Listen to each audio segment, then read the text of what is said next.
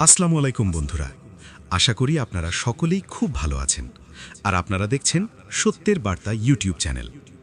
প্রিয় দর্শক, আজকের এই ভিডিওতে আমরা আলোচনা করব যে মহানবী সাল্লাল্লাহু আলাইহি ওয়াসাল্লাম বেঁচে থাকাকালীন ঈদের দিনের একটি শিক্ষণীয় ঘটনা সম্পর্কে, যা শুনে আপনি বিস্মিত হয়ে যাবেন ইনশাআল্লাহ। বন্ধুরা, আমাদের প্রাণপ্রিয় রাসূল সাল্লাল্লাহু আলাইহি ওয়াসাল্লাম ছিলেন একেবারেই এতিম। এতিম ছিলেন বলেই তিনি বুঝতেন এতিম ও অসহায়দের মনের কষ্ট, জীবনের কষ্ট, কাজের কষ্ট। তাদের সকল কষ্টই তিনি অনুভব করতেন একান্ত হৃদয় দিয়ে। ফলে তাদের সেসব কষ্টের তুষার দূর করার জন্য রাসূল সাল্লাল্লাহু আলাইহি ওয়াসাল্লাম সকল সময় থাকতেন ব্যাকুল। তাদের প্রতি ছিল তার বিশাল হৃদয়, আকাশের মতো, তার চেয়েও বিশাল। বিশাল ছিল তার মন ও ভালোবাসার দরিয়া। সেখান থেকে উঠে আসত দরদের তুফান, মমতার ঢেউ। সেই ঢেউ আছড়ে পড়ত রাসূল সাল্লাল্লাহু আলাইহি ওয়াসাল্লামের চারপাশে। সকলের হৃদয়ের দুকুল ছাপিয়ে যেত রাসূল সাল্লাল্লাহু আলাইহি ওয়াসাল্লামের ভালোবাসার কোমল তুষারে। মানুষের প্রতি মানুষের ভালোবাসা সে তো এক মহৎ গুণ। মানুষকে ভালোবাসতেন রাসূল সাল্লাল্লাহু আলাইহি ওয়াসাল্লাম মন দিয়ে, প্রাণ দিয়ে, জীবন দিয়ে।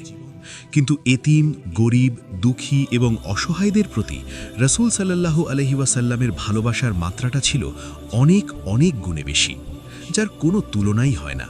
সেই ভালোবাসার নজির তো রয়ে গেছে রাসূল সাল্লাল্লাহু আলাইহি ওয়াসাল্লামের জীবনী।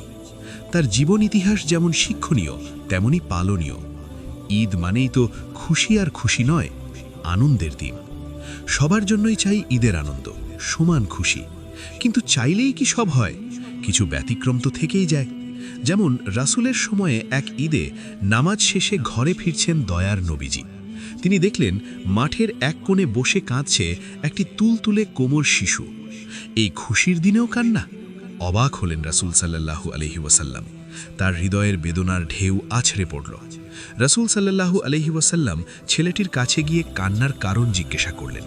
তখন শিশুটি বলল, আমার আব্বা আম্মা নেই, কেউ আমাকে আদর করে না, কেউ আমাকে ভালোবাসে না, আমি কোথায় যাব? এতিম নবী রহমতুল্লাহি আলামিন। ছেলেটির কথা শুনে গুমড়ে কেঁদে উঠল নবীজির কোমল হৃদয়, জেগে উঠল তার মর্মবেদনায়। তিনি পরম আদরে শিশুটিকে বাড়ি নিয়ে গেলেন। হযরত আয়েশা রাদিয়াল্লাহু তাআলা আনহুকে ডেকে বললেন, হে আয়েশা, ঈদের দিনে তোমার জন্য একটি উপহার নিয়ে এসেছি, এই নাও তোমার উপহার। ছেলেটিকে পেয়ে দারুণ খুশি হলেন হযরত আয়েশা রাদিয়াল্লাহু তাআলা আনহু। দেরি না করে মুহূর্তেই তাকে গোসল করিয়ে জামা পরালেন। তারপর তাকে পেট ভরে খেতে দিলেন। রাসূল সাল্লাল্লাহু আলাইহি ওয়াসাল্লাম ছেলেটিকে বললেন, আজ থেকে আমরাই তোমার পিতামাতা, আমরাই তোমার অভিভাবক, কি খুশি তো! রাসূল সাল্লাল্লাহু আলাইহি ওয়াসাল্লামের কথা শুনে ছেলেটির চোখে মুখে বয়ে গেল আনন্দের বন্যা। এই ছিল এতিমের প্রতি রাসূল সাল্লাল্লাহু আলাইহি ওয়াসাল্লামের এক বিরল দৃষ্টান্ত। রাসূল সাল্লাল্লাহু আলাইহি ওয়াসাল্লাম শুধু এতিমদের প্রতি যে এমন সদয় ছিলেন, সহমর্মী ছিলেন, তাই নয়, তিনি তার অধীনস্থদের প্রতিও ছিলেন সদা সজাগ ও দরদী। মায়া মমতার চাদরে তাদেরকে আঁকড়ে রাখতেন। তাদের যেন কোনো কষ্ট না হয়, মনে যেন কোনো প্রকার দুঃখ না থাকে। দয়ার নবী সাল্লাল্লাহু আলাইহি ওয়াসাল্লাম সেদিকে খেয়াল রাখতেন সর্বক্ষণ। রাসূল সাল্লাল্লাহু আলাইহি ওয়াসাল্লামের দুজন খাদেম বা চাকর ছিলেন, একজন হযরত যায়েদ ও আরেকজন হযরত আনাস রাদিয়াল্লাহু তাআলা আনহু। তাদের সাথে রাসূল সাল্লাল্লাহু আলাইহি ওয়াসাল্লাম কখনোই মুনিব-বস্সুলভ আচরণ করতেন না। কড়া ভাষায় কথা বলতেন না, খারাপ ব্যবহার করতেন না, মেজাজ দেখাতেন না, আদেশ কিংবা নির্দেশে কঠোরতাও দেখাতেন না। বরং আপন পরিবারের সদস্যদের মতোই তাদের সাথে ব্যবহার করতেন।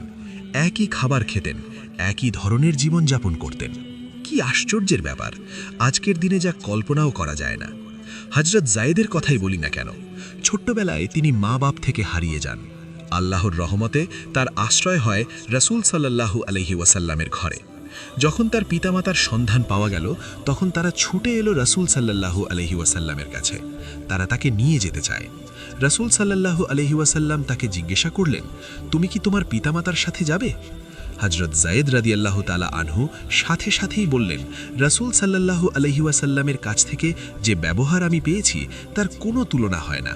তামাম পৃথিবী যদি আমাকে দেওয়া হয়, তবুও তাকে ছেড়ে আমি যেতে পারবো না, না, কখনোই যাব না। হযরত আনাস রাদিয়াল্লাহু তাআলা আনহু তিনি ৮ বছর বয়সে রাসূল সাল্লাল্লাহু আলাইহি ওয়াসাল্লামের খেদমতে এসেছিলেন। দীর্ঘ ১০ বছর পর্যন্ত রাসূল সাল্লাল্লাহু আলাইহি ওয়াসাল্লামের খেদমত করেছিলেন। সেই হযরত আনাস রাদিয়াল্লাহু তাআলা আনহু বলেন, দীর্ঘ ১০ বছর রাসূল সাল্লাল্লাহু আলাইহি ওয়াসাল্লামের খেদমত করেছি, কিন্তু এই ১০ বছরের মধ্যে কোনো একটি দিনও রাসূল সাল্লাল্লাহু আলাইহি ওয়াসাল্লাম আমাকে একটি কথাও ধমক দিয়ে বলেননি।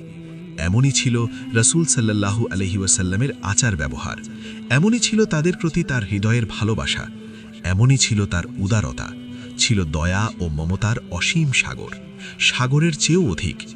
রাসূল সাল্লাল্লাহু আলাইহি ওয়াসাল্লামের মতোই এমনই হৃদয়ের অধিকারী হতে হবে আমাদের, যে হৃদয় হবে ভালোবাসায় পূর্ণ, মমতায় টয়টম্বুর, যে হৃদয় হবে আকাশের চেয়েও প্রশস্ত, সাগরের চেয়েও বিশাল।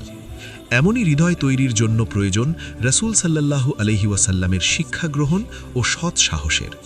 এই জন্যই বন্ধুরা, আমাদের রাসূলুল্লাহ সাল্লাল্লাহু আলাইহি ওয়াসাল্লামের আদর্শ অনুসরণ করতে হবে, তার পথেই চলতে হবে, তার শিক্ষাই গ্রহণ করতে হবে। তাহলেই কেবল সুন্দর, সার্থক ও সফল হবে আমাদের জীবন।